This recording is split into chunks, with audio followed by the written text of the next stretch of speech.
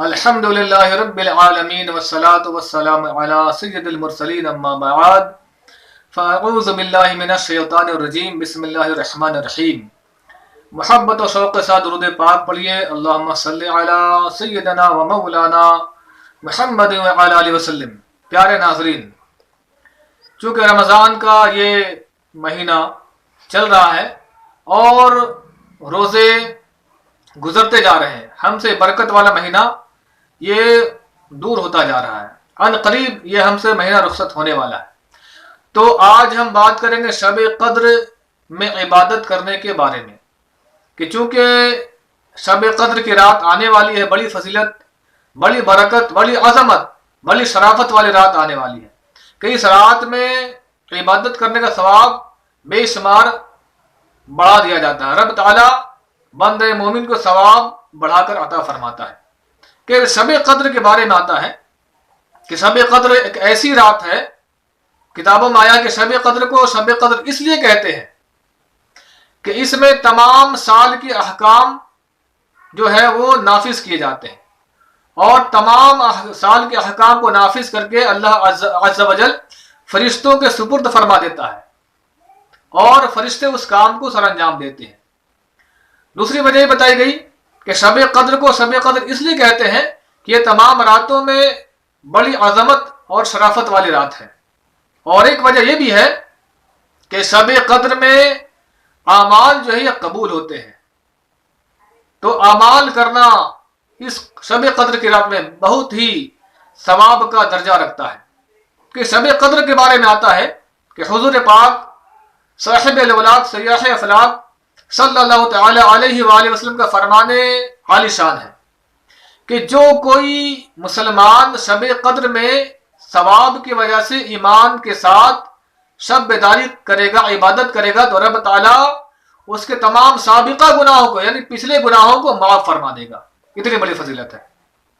تو شب قدر ہاتھ سے جانے نہ پائے کہ رمضان کا مہینہ ہمیں مل گیا ہے، کیا پتہ اگلے سال ہمیں مل پائے یا نہ مل پائے، ہم زندہ رہیں کہ نہ رہیں۔ تو شب قدر کو رمضان کے طاق راتوں میں ہمیں تلاش کرنے کا حکم دیا گیا ہے، یعنی جو رمضان کی جو طاق راتیں ہیں، 21ویں شب، 23ویں شب، 25ویں شب، 27ویں شب اور 29ویں شب، تو اس کو کتابوں میں حدیث پاک میں طاق راتوں میں تلاش کا حکم دیا گیا ہے۔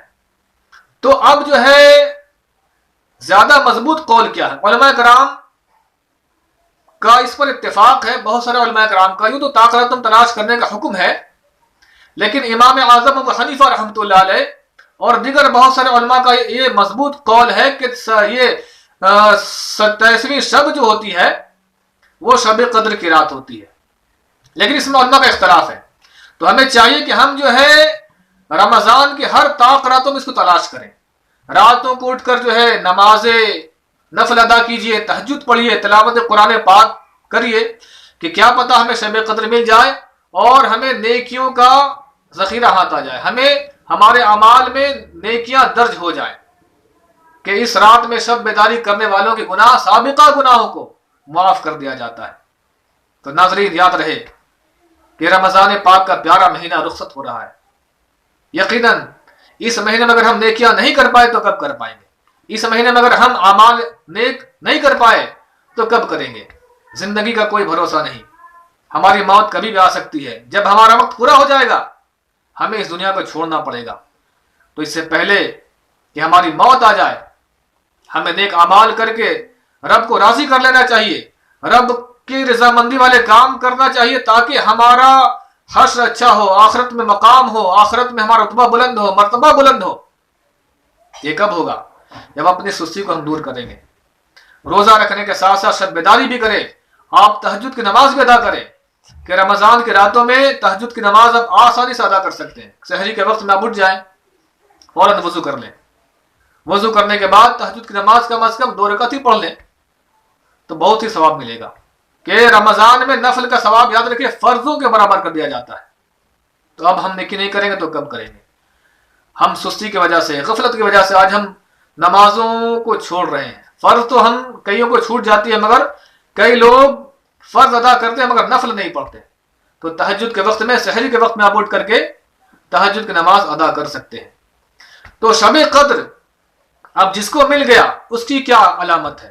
تو علماء کرام کتابوں میں بیان فرماتے ہیں کہ شب قدر اگر جس کو مل گیا تو شب قدر اس رات میں جو ہوتی ہے نا کہ سمندر کا پانی میٹھا ہو جاتا ہے، اور جس بندے کو شب قدر مل گیا تو حضرت جبریل امین جو اللہ کے معصوم فرشتے ہیں وہ شب قدر میں عبادت کرنے والے سے مصافحہ بھی کرتے ہیں۔ تو شب قدر کی علامت ہے اس دن سمندر کا پانی میٹھا ہو جاتا ہے، جبریل امین علیہ السلام شب قدر میں عبادت کرنے والوں سے مصافحہ فرماتے ہیں۔ تو ہمیں ان طاق راتوں میں 21، 25، 23، 27، 29 ان طاق راتوں میں جاگ کر کے خوب عبادت کریں، تلاوت کلام پاک کریں، نفل نماز پڑھیں، ذکر و اذکار کریں، تسبیح و تحلیل پڑھیں، درود پاک پڑھیں۔ تو یہ نیکیاں کرنا کل بروز قیامت ہمیں کام آئے گا۔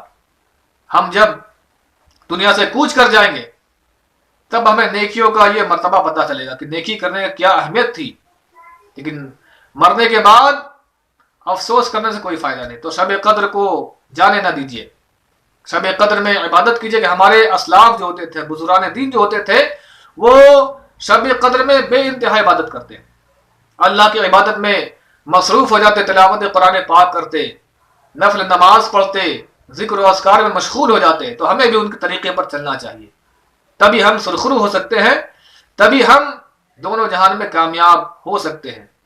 تو شب قدر آپ کو مبارک ہو، اس کو شب بیداری کر کے گزاریے، اللہ کی عبادت کیجیے اور دونوں جہان میں سرخروئی پائیے۔ جزاک اللہ۔